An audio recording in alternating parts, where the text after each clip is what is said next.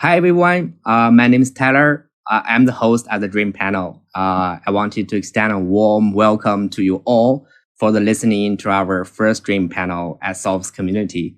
And today our topic is bring NFT to the Metaverse. I'm so honored to be today's host. It is the first ever Dream Panel, the first episode. So I guess we are all very excited about it. Speaking of the name, Dream Panel, we think dream is a word full of hope and it is associated with all the good things which represent our will that we are going to achieve all the goals. And besides, in order to get it, we'll need to fight for it and endeavor to achieve it. I think it's pretty inspiring name, right? So this community program was created after carrying plan on the premise that collaborations among leading builders of Web3 is crucial not just for protocols, but also for communities as well. We feel that through weekly panel talks by bringing some of the coolest projects into Solv community would contribute a good deal to that end, like you guys here. So in the meantime, we welcome all projects from all sectors of the blockchain to reach out to my team and put new panels in the queue. If you're part of the Solv community, join up with us for some of the craziest rewards we and our guest projects have to offer, but make sure to keep it up with our weekly community calls, as well as your rewards come both ways. I guess I just talked too much, guys. So let me just leave the stage to the speakers. So Mike, co-founder of Taker Protocol, could you tell us the stories of you and Taker? It's okay. I think maybe Adam. I think we are glad to hear about your stories first. Sure. What's your question? I think could you tell us a little bit stories of yourself and also the Parami, the team of everything about it. Everything about Parami? Yeah. So I'm the community lead for Parami, Parami Protocol. We're an advertising, social fi, and sort of an extern blockchain company here. And a lot of exciting things going on with Parami right now. We also have a side project called Meta Astro, and that's an NFT campaign, and that has more to do with the topic of today's discussion. And we're really excited to be here for your first Dream panel. So we really appreciate Tyler, you asking us to it. And excited to take part. Thank you, Adam, for satisfying our curiosity. Thank you very much. And I think Mike is okay now. Can you hear me, Mike?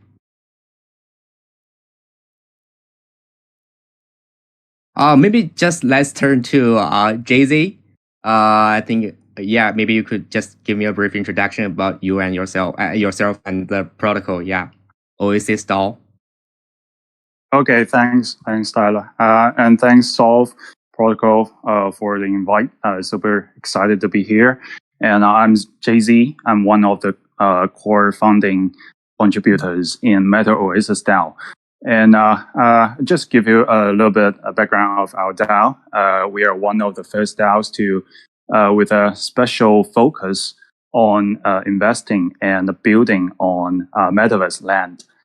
So we come together at early January this year. And then after that, after the DAO forming, we purchased, I think up to now, over 60 pieces of land in across the many leading Metaverse projects, such as Sandbox, Decentralized, and NFT Worlds, and others. And we also group a bunch of talented creators to help build on these build the experiences on these amazing Metaverse projects. And so recently, in order to let our community members to travel across the experiences we are building, and we are about to launch a collection of PFP NFTs called the Zoopers. we are inspired by the famous film Zootopia, and we actually created 10 animal characters in our NFT projects. So many things, exciting things are going on, and we are very excited about the main event. I think late June or early July. Super happy to join today, and we're happy to discuss the projects about the Metaverse with all the guests today. Thank you.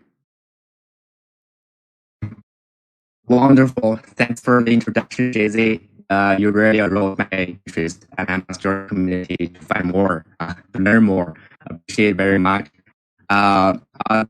Since Maggie is still trying to connect, I think maybe allow me to interrupt for a minute because it's the raffle time. So Solvians, go to the premium rewards channel for the first round, $60 for the lucky draw sponsored by today's guest, and specifically for 6 Solv voucher holders.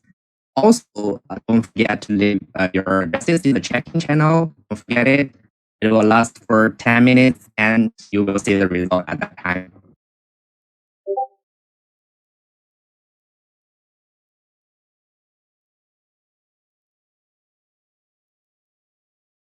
Oh, sorry, I just need to tell him to start the record. I guess maybe now. Sorry, Tyler, maybe a little bit bad connection, or I can't hear you very clearly. Sorry. Tyler, you're kind of breaking in and out. Is that okay now? I can make out what you're saying, but you're kind of breaking in and out a little bit. Yeah. Your connection?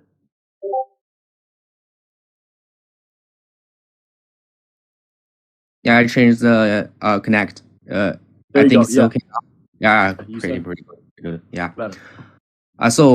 We have a question for everyone. So I think we could start this first, and I'm waiting for a mic. Yeah. So here's a question. What is the reason that you and the team want to start this project? And what is the pain point that you're trying to solve? I mean, solve for this industry. Yeah. Maybe Adam, would you like to give an answer first? Sure. Yeah. One of the reasons is we saw a massive problem in Web 2 that we know that Web 3 is trying to solve. And what this issue is user data. So when we think of user data and big corporations sucking the blood off, individuals' private data, and like everybody's familiar with iOS and like asking apps not to track your data, and owning your data and selling it to big corporations. And what I mean by data is like what you're viewing online, and then using targeted ads to show you advertisements based on what you viewed on websites and things like that. That's a problem in Web 2. The fact that these corporations are tracking what we're doing, we have no privacy, and then advertisers are coming in and showing us ads based on what we're viewing. And the fact that big corporations are getting wealthy off this by selling our own private data is a problem. Web3 is a solution to that problem. So that's kind of where Parami comes in. We're sort of unique in that we want to pretty much revolutionize the way we think of advertisements. Instead of advertisements owning us, in a way, we can't escape ads. They're targeted based on our online history. Instead, we created an idea where users can actually be paid for watching advertisements. So that's sort of how it started. I'll explain this kind of later on as we go. But by viewing and sharing ads, you can get paid in our local token through following influencers and KOLs. So that really sort of disrupts the entire advertisement industry. And when we're viewing ads, we're also doing it in a private, protected way. It's a self-sovereign method of viewing advertisement on the blockchain, where our data is actually protected and we own it. We're also financially rewarded for watching these advertisements that are going to continue in Web3. There are going to be advertisements in Web3. We just think the way that we think of advertisement in Web3 should change, and that the users should be benefited financially for watching these ads. And we kind of see that that's sort of the direction things are going. So the pain point that we're really sort of trying to fix is people's own private data, keeping it away from big corporations, and restructuring how we think of ads as sort of an X to earn, watch to earn, attention to earn type structure.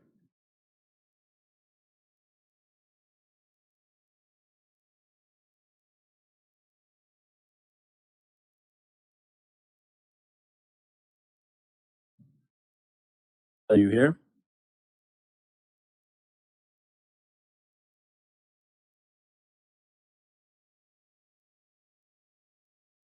Yes, can hear you.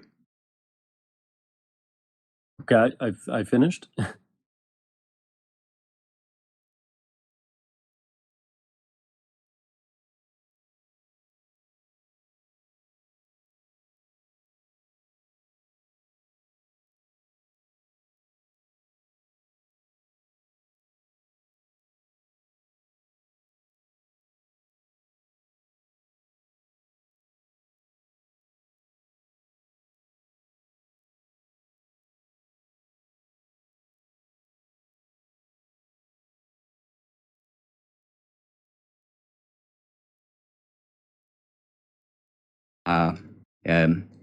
Give a little bit, say something about your team and how you, why you want why you want to start this project, and what is the pain point that you're trying to solve. Sure. Thanks. So our team are just a bunch of, I think, Metaverse enthusiasts, and we saw the booming of Metaverse from early last year, and then there are many projects rising, like the Sandbox, Decentralized, Voxel, and many others. But we saw that main problem for these projects, one is like they have a high barrier of entry, since many of these projects they just they conduct many land sales, and they have the revenue to build their ecosystem. But actually, for a normal investors, I think to purchase one land, it costs it is very expensive. So the cost is cannot be borne by many people who have interest to join the Metaverse to have the experiences. And second, we think that Metaverse, just by owning a land NFT, will have very low liquidity on these assets, and bears no interest on the building side. So for a Metaverse to boom, to develop in the long term, we think the key problem will be bringing more populations into these projects. And it's just like the case in the real world, like in New York, like in many big cities like LA. The real properties there are really expensive because there are many populations or many incumbent populations into these big cities. But lands in other small cities, they will have no price, no value. So the key will be to help these projects to build as many experiences as possible, and then attract many more populations into these projects so as to thrive. So we as a DAO, we group together the creators in one hand, and others, and we group the investors, small investors, on the other hand. So we help building many experiences across these metaverse to help them grow. So this is the main problem our DAO spotted, and the solutions were provided for them. And also the NFT we are about to launch, they can actually interoperable in many metaverse that we are building, such as like Sandbox, like May and like NFT Worlds, we have like the product and also the engineer communicating with these leading projects, so that the holders of our NFTs can use their PFP NFTs to get an actual 3D voxel avatars in these metaverse and actually play in this metaverse. So that's about the pain points we're targeted to solve, and the main things we're doing. Thanks, Jay-Z. Very interesting, fantastic. And I've had a VRS headset, and I think that I really think highly of the future of the metaverse, and it's definitely a smart way to combine NFT with metaverse. And what you are doing now, I think it will solve many problems and help this to make this come true in the future. That's very interesting. I saw Mike is back. Hi Mike, can you hear me? Yeah, bro. Well, sorry, so I there- just got some Okay. device issues. Finally getting. Hello, everyone. This is Mike from Taker Protocols. Yeah, it is nice to join this panel and to discuss this kind some issues in this industries with everybody here. Sure. Welcome, Mike. So there's two questions waiting for you. And the first one, let me see.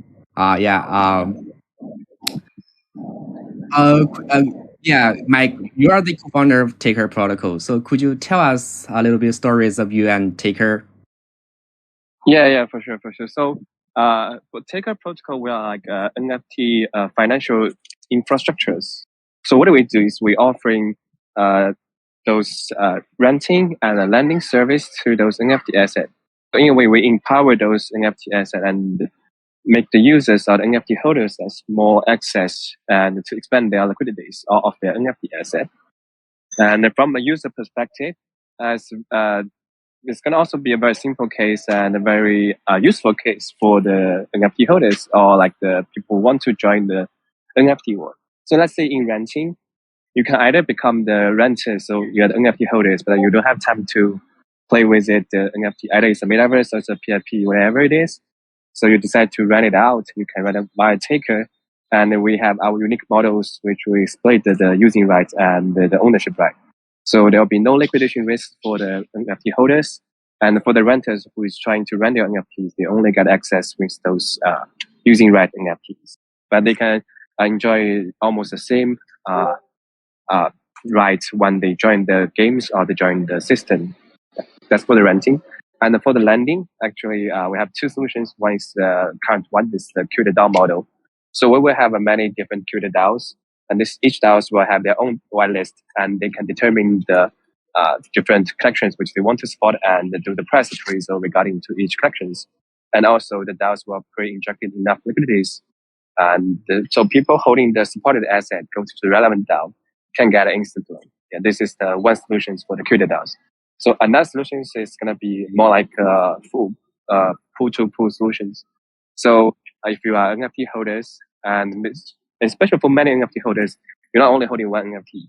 So in our system, you can like wrap up all of your NFTs and then deposit it into the taker, and then use all of them, even including the ETH as a collateral to borrow money. Yeah, and even one of your collections come to the liquidation level, but in general, your asset is not go to the liquidation level, then your asset will not be liquidated. So it's going to be more safe and have more like range of the free for those NFT holders to borrow and manage their asset and liquidity. And for the others, like liquidity providing is very simple. You just deposit your liquidity into the pools and just enjoy the yields of the pools.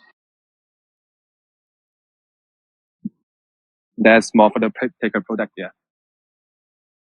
Thanks, Mike. I think solving the liquidity problem in NFT space is very important, and we all see that this is what happening now, and this is a question that urgently need to be solved. And also Solv is trying to to solve this kind of problem by splitting Yes. So vouchers? actually, in the last year, one of the most exciting things for me is we partner with Solv Protocols, because you guys are I would say the leading or maybe the first group doing those financial NFTs. And in my personal opinion, in the future, Metaverse NFT and the financial NFTs, and also maybe in the future those PFP or those physical backup the NFT, they are gonna have a huge growth. But the financial NFT, they has very direct applications there, and it's very easy to be used by even new entries of the NFT industry. So for the new users, financial NFT is actually a more easy way for them to understand it and for them to use it. Yeah, totally agree. Thanks for your recognition. And I think the NFT should not be limited to the collectibles and pictures, and it also could be used abroad widely in the metaverse and also financial space.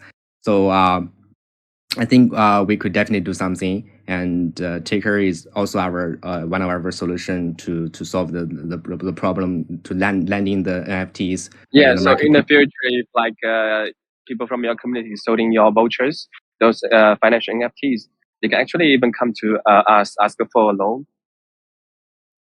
Yeah, totally agree. So here's the second one. I think you answered most of it. So what is the reason for that you or your team want to start the project, and what is the pain point you're trying to solve?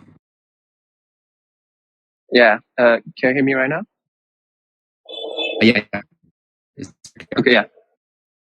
So the reason we're trying to do this project is also we saw this demand, and then we saw these issues in the current market.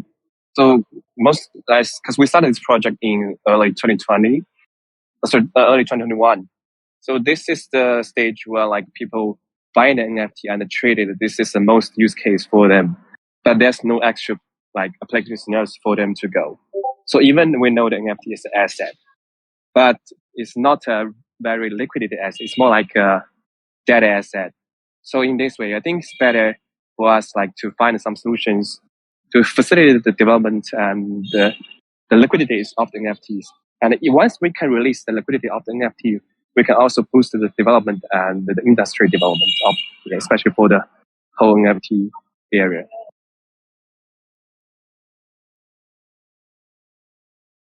Yeah. Pretty interesting. Yeah, fantastic. And I think we could move on to next step. So before this discussion, we did a lot of research and prepared some questions in accordance with what exactly the teams are doing at this stage for each speaker. Still, the first one is for Mike. I guess nowadays everybody hears about the metaverse, and NFTs become more and more popular with the growth of metaverse. We also realize that the liquidity of ERC 721 assets need to increase a lot, which is definitely an urgent problem that needs to be solved, which you just mentioned. And NFT lending is one of the ways to solve it. Taker is the first DAO that provides liquidity to the market, and it allows anyone to lend their NFTs. So, Mike, could you kindly introduce Taker Protocol's liquidity solution together with how I can get involved from a user's perspective? Yeah, I think maybe some examples would be better. So let's see if I'm an NFT holder from Metaverse. So there are actually several things I can do with Taker to increase my liquidities of my NFT asset. So first of all, I can go to the renting solutions. So in this way, I can rent out my Metaverse asset and enjoy its daily renting fees, or we can call it yield, whatever we want. This is one solution. Another thing is I can go to the Taker's lending part. So I can deposit my Metaverse to the relevant DAOs and then get the required amount of loans I wish to have, and then use these liquidities to do other things, maybe join other DeFi or join some IDOs or whatever. This is for some NFT holders. And I think for some people who, if they are not holding NFT right now, they can also try to provide the liquidities in this market as well. So either you can become the liquidity provider, you provide ETH, you provide SOL, or you provide BNB. or you providing USDC into the pools, and then you can just enjoy those yields from those NFT ERC 721's interest, no interest, or if you can just rent kind of NFTs and join these metaverse games and to play in the games. So also while you are enjoying the games and maybe you play to earn, you're also actually providing and inject actual liquidities into this market. Cool. It's very clear, and I think you really got something from Max's answer. Appreciate it very much. And also, I think I have NFTs and I have vouchers in Solv Protocol platform. And I think maybe one day if I got a large number of vouchers, I think maybe it's the best maybe the best choice is to land it in Ticker Protocol because I can't sell it right now for some reason. Yeah, it's definitely one solution for people to get like quick liquidities, and especially you are meeting some certain investment opportunities, or you are facing some liquidation issues for your other asset. That's going to be a good solution for those NFT holders. Yeah, definitely. Well, here's the next question for Jay-Z. When it comes to the interaction between NFT and Metaverse, we know that Meta Oasis DAO is preparing to issue their own NFT series recently. John, could you please give us some introduction about Zoopers? I know there's some personalization function about this collection that is brand new from the previous NFT collection, from the other collections in the market. And what's the utility of this NFT if I'm lucky enough to get one? Yeah, thanks. So just as I introduced just now, that the original intention for us to create this series is to bring the metaverse experiences to our community member.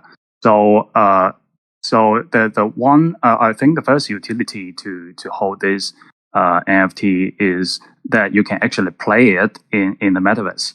I think this is not an easy job since we have our team working for it for 3 to 4 months now, just to solve the problems of the 3D voxel designing and also the interoperable issues with the sandbox. So we have just get the green light from the sandbox for creating one of our experiences in them in Alpha Season 3. So maybe later in July or August, so you can try to play it with our avatars in the Alpha Season in the sandbox. And second, what differ us from the projects. The current projects will be that we are not creating one character in this series. We actually created 10 animal characters.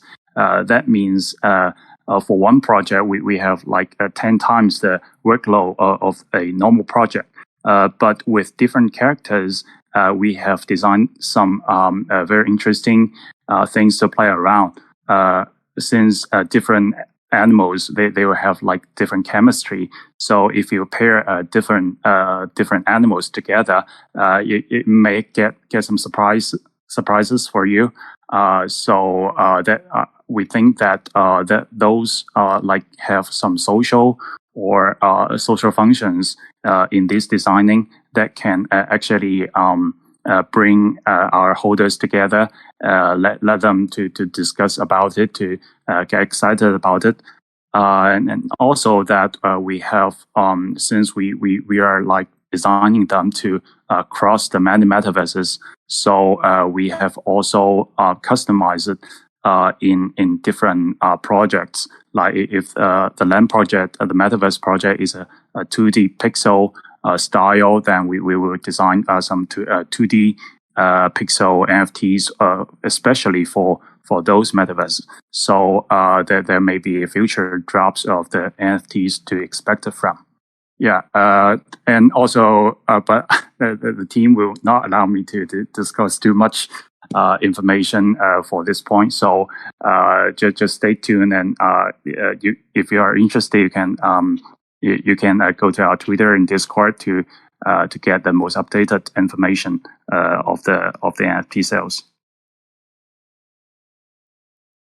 Thanks. I have to say I can't wait to have a try on the coming series. Now I know the details, and thanks to JZ's introduction, and I must join the second round rifle, to have a chance to get it. So there's no doubt that it's really necessary to pull in the users from the Web 2 to Web 3. I believe that advertising industry is indispensable. So, well, Adam, would you mind telling us how to guarantee the exposure of a digital asset in the metaverse, since you guys are professionals in this field, as I know? And could you introduce the NFT collection that Parami is gonna release recently? Yeah, sure. Thanks, Tyler.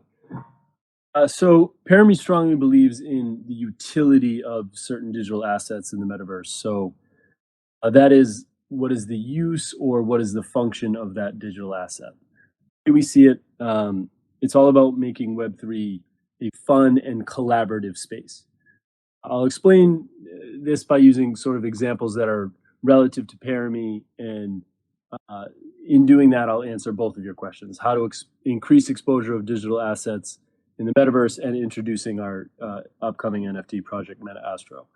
I think we ask ourselves three really important questions engaging how successful digital assets might be. One, is the digital asset or utility fun to use in the metaverse? Two, does it enhance usability in the metaverse?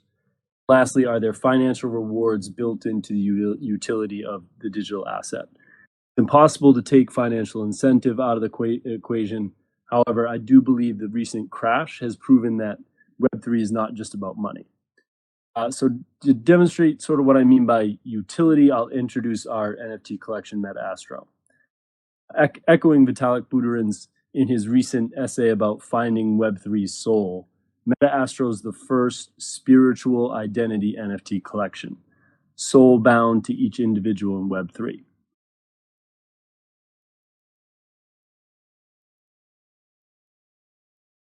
Which contains soul bound attributes across metaverses. It's generated based on your birthday, which endows your metaverse character with a series of attributes relative to yourself. So it's much more than a collection itself.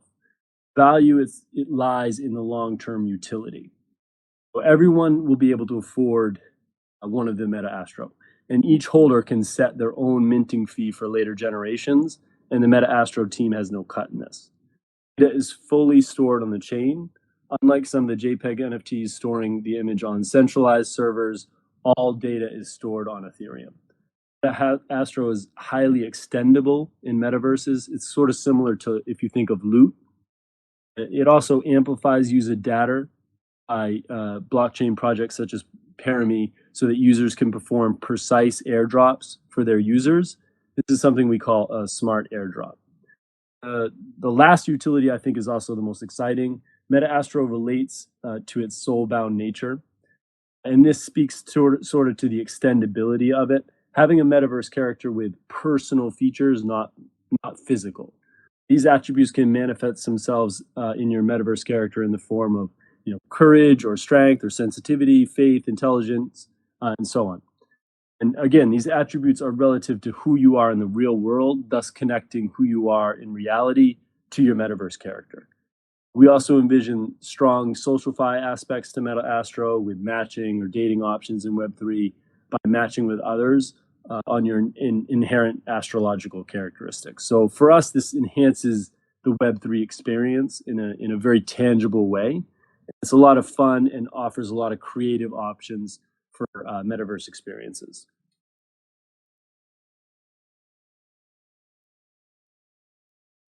Yeah, pretty interesting and insightful. Thanks for answering those questions. It's really helpful to me, and I've learned a lot. I guess it's time for the second round lucky draw. We prepared 40 Solv vouchers worth $100 for 10 audience, sponsored by the guests. And some whitelists are extra rewards sponsored by Permi and Taker. Go to the rewards channel and have a try. Just don't forget to leave your addresses in the check-in channel, guys. Wait a second. Yeah. And I think now let's move on to the next section. We'll read some questions for the speakers, and you could choose the preferable one to answer. It's optional, but we are looking forward to them. Yeah. The first question. Actually, the number of crypto users is less than 5% of the whole population, and the proportion of NFT and Metaverse users is even smaller than that, which also shows its potential. We know that it's crucial to get more people to step into this field. In order to make NFT and Metaverse become a mainstream industry in the future, we'll have to attract many more users from the Web2 world. So what do you think is a good way to attract non-crypto users to the Metaverse?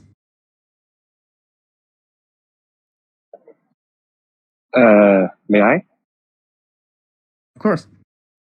Yeah, actually, I think first the easiest way is to the ordinary people to get access or get into the metaverse.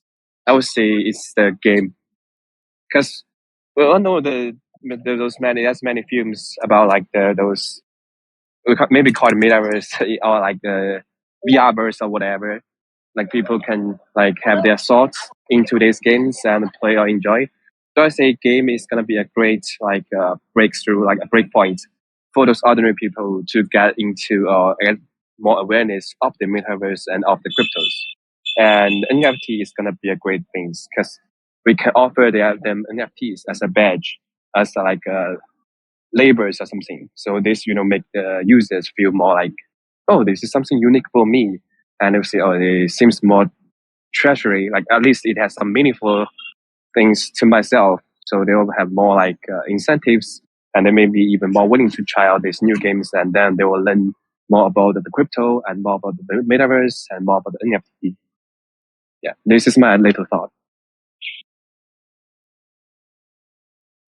Brilliant, brilliant. I can't agree more. Yeah. Is anyone else want to answer this question? Yeah, Adam, please.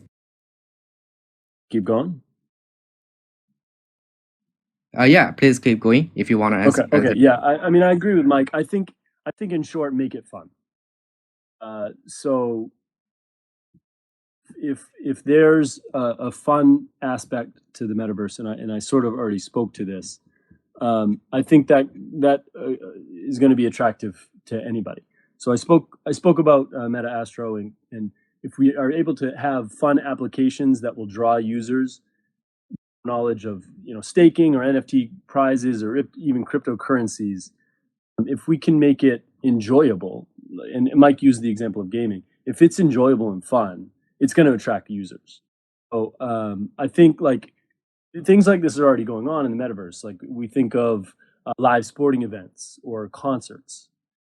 These events are going to continue to draw people into the metaverse regardless of their crypto knowledge. So if I think of like Dua Lipa or somebody having a concert in the metaverse, it doesn't matter if these people are interested in crypto or not. If I relate it to crypto projects that are not connected to the sporting or music industry, creating events such as meet and greets, membership metaverse clubs or stuff like that, virtual NFT galleries, those are things also that can draw people into the metaverse to make it fun and collaborative. Yeah. I played a lot of games, so I think the entertainment is very important in this field. And think in the metaverse, if it's very fun, I can dip into it and have fun for it. And I think the normal users would be attracted, naturally. Yeah. I think it's time to move to the next one. We need real assets to live in the real world, and same as the metaverse, we need digital assets. And NFTs could be strong and powerful assets to support the metaverse. And I guess we'll have to purchase more NFTs in the future to be not left behind. So could you share with us 3 NFT assets that you think are the most valuable to you?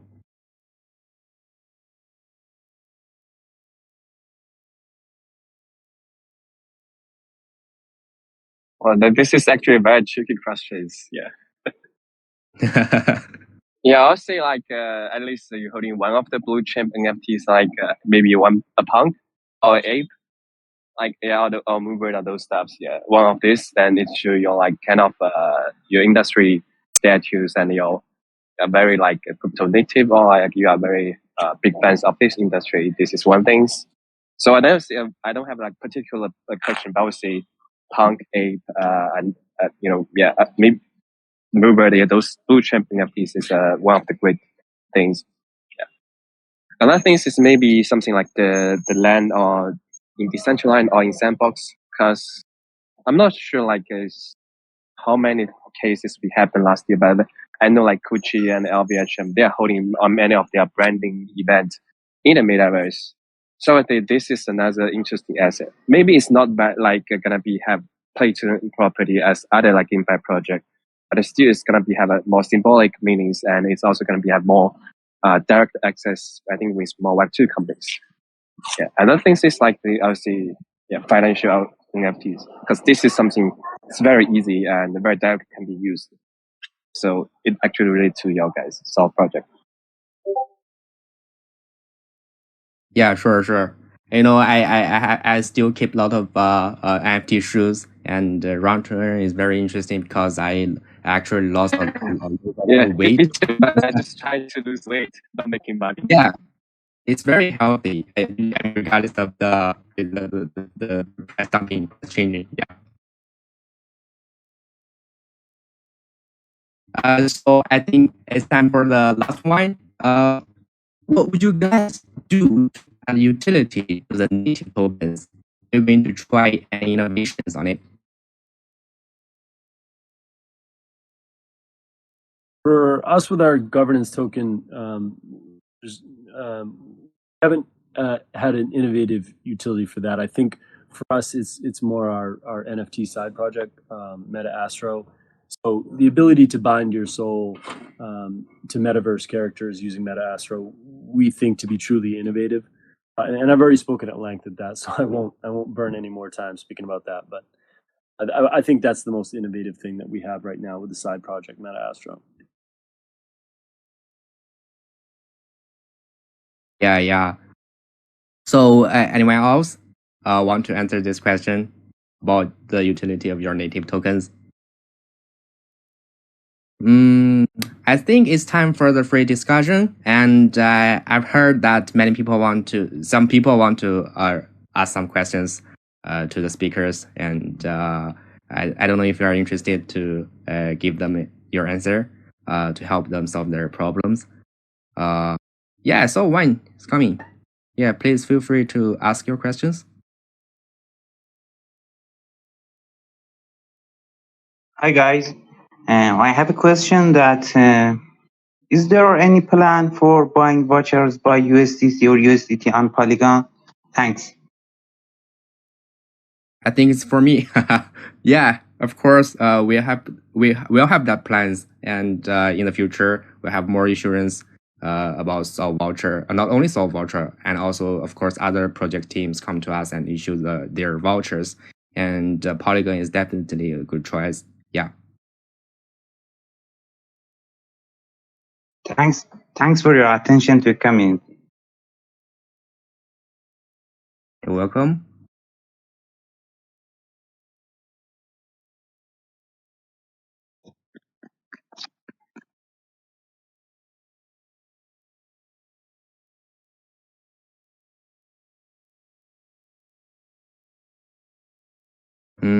Anyone else? I saw Crypto Bees here. Yeah, hi. I have a question for Adam from Haremy. Can you guys hear me? Yeah, I can hear you. Go ahead. Can I double check? Yeah. I previously worked for a mobile application company for about 2 years. I was the administrator. I know the fact that just purely speaking for the business model of an application, certain applications they provide like free services, right? So a lot of people can download it and use the functionality. And their business model is by allowing ads to show on a screen, and then they take let's say most of the money out of it, and then they give this free service, and then they make revenue out of it to keep their team up and running. I think for YouTube it's the same, right? You have a premium users which you can subscribe to remove the ads. That's the whole kind of like ads versus the profitability kind of revenue stream. So if you limited this, you said you are giving back giving the rewards back to the users, and I just wonder how does your business model look like, and how do you profit? Yeah. Okay. So I'll sort of start with the beginning. So, and I hope this isn't too lengthy. So, the ad structure is based around influencers. So you mentioned YouTube, and you can have premium memberships, and you can. There's also Patreon, and I don't know if you're familiar with Rally, but Rally is also a company that does something similar to Parami in relation to ads. So when I opened and I talked about Web 2 ads, I said the problem there is that there's no benefit to watching ads as a user. Okay, so from our point of view, and you had brought up YouTube Premium, you can remove ads. Okay, fair enough. So with ours, influencers, they mint WNFTs. So if you look at my icon on your screen right now, there's an orange and greenish ring around my icon. So my icon, my PFP is actually what we call a wrapped NFT. So I'll try and simplify this. My NFT can actually rent out ad space. So advertisers could come to me, and when users click on my PFP, an ad will be displayed.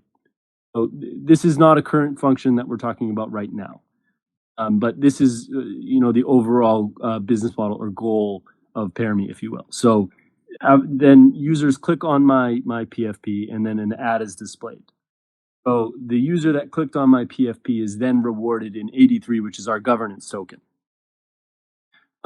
So how Parami benefit? Well, users benefit this because they're monetizing their influence. I mean, their attention rather. If they follow their favorite KOLs, and their KOL has an NFT PFP, and they click on that ad, they can receive 83 for watching that ad. So Parami, we benefit because we're spreading our governance token, and any project is going to want their token in circulation and being used. Also, we have plans to once we have the mainnet going in Q2 or Q3 rather in 2022, we're hoping to attract more dApps onto our blockchain because we have an entire ecosystem. We have a Parami blockchain. We want to attract more dApps onto living in our ecosystem. So we benefit by circulating our governance token because that's what's paid to the users. And users aren't just limited to 83. You can swap that into any other token to cash out on that. Parami, we benefit because we're attracting people to our ecosystem. We're attracting smart dApps to our blockchain. Users benefit because they're paid for their attention. Influencers benefit because they can get large amounts of followers by sharing their WNFT PFP. That answer your question? Yeah, thanks for the question. I just have a follow-up question. You said so this model will allow the users to choose when and where and what type of ads they can watch, right? Not what type. So not what type. It's not what type. Okay. When. So as when. Okay. So does that actually because a lot of promoters, from what I understand, they use this kind of machine learning. So basically, if you search one thing, you see a lot of related stuff pop up. So when the user can choose when to watch the ads, so they basically just come to make profit. That ads does not do any effect on them. But in the long run, do you think this is does not really reach the purpose that the promoters want to reach? That's my question. Does it not reach the purpose of what? Like the promoters, like the goal the promoters want to get, because they wanted to sell. Yeah. Promoters, do you mean advertisers? Yeah, advertisers, yes. Oh, it does. Okay. So the advertisements are based on the KOLs, or influencers.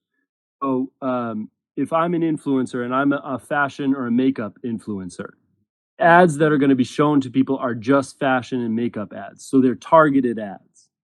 They're based on what the influencer is influencing on. So if I'm a health and fitness influencer and somebody clicks on my PFP, they're going to view a fitness ad. So this does actually benefit advertisers, in that they can still do target marketing by renting ad space on the back of PFPs, and it's still targeted because if I'm following a fitness influencer, it's probably a good chance that I'm into fitness. And if I'm following an influencer that is a health and makeup influencer, I'm probably somebody that's interested in makeup products. Does that make sense? Okay. Thanks for the answer. Yeah. Sure. Donkey, I saw you the first time. Do you have some questions for them?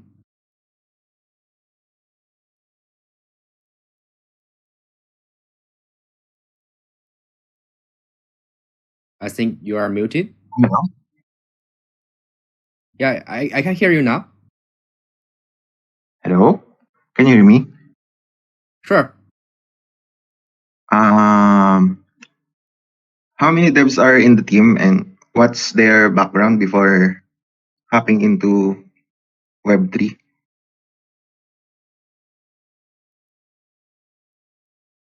Beg your pardon. Can you repeat that? What's their background in Web3 Metaverse? No, actually, I think what the host wants to ask you is, so which project are you want to ask about their developer's background? Because this seems a very generous questions. Hello?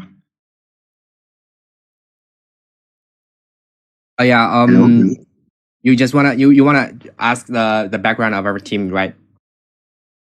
Yeah. Yeah. I mean, I'm based in Beijing now, and the co-founders are based in Australia and the United States and Singapore. And the company is registered in Singapore, and so it's basically a global team. And you can see our three co-founders. All the three co-founders are open to the communities, and they are Mike Meng and Ryan Cho and Will Wong. They are the like very they have get into this space, the blockchain space, for a long time, since 2015, something like that. Yeah. So the team has nearly like 30 people, and the tech team is very strong, and they develop the smart contract all the day, and they work very hard. And we have started this since last year, and we haven't listed our tokens, even it's bearish market now. And we know it's coming, but we didn't do that, in hurry, because we really want to do something. We want to go through this winter, survive from this winter, and try to do more things and to make this program bigger and bigger. Yeah, that's it.